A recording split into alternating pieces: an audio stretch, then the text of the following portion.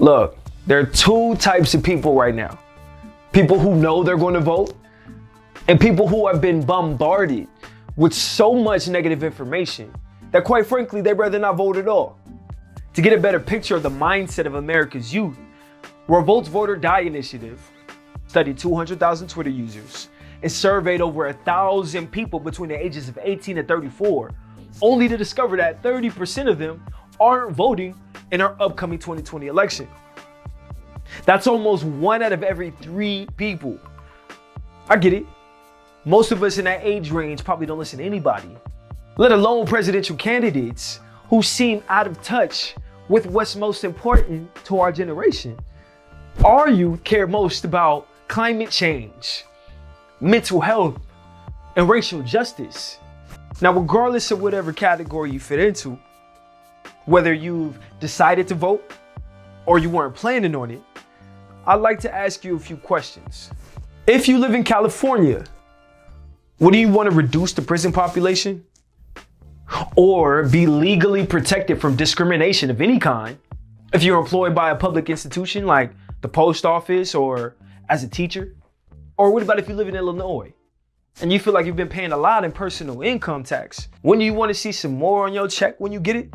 And if you're in Florida, wouldn't you want to see the minimum wage of $8.50 go up? If the answer is yes to any of those questions, then you might want to vote.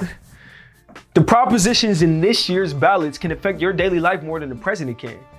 Although media focuses on our presidential candidates, there's so many other roles and positions that will also be on this year's ballots, such as the 10 attorney general seats, the state legislative chambers officials, local judges and school board leaders. There's a lot of seats that are going to be filled. And I want to emphasize that voting is bigger than just Trump or Biden or Kanye. Among all the disconnects that we have as a nation, the biggest threat is disenfranchisement in voting. This year's been pretty chaotic, so I'm not going to hold you for how you feel. People are on edge, and rightfully so.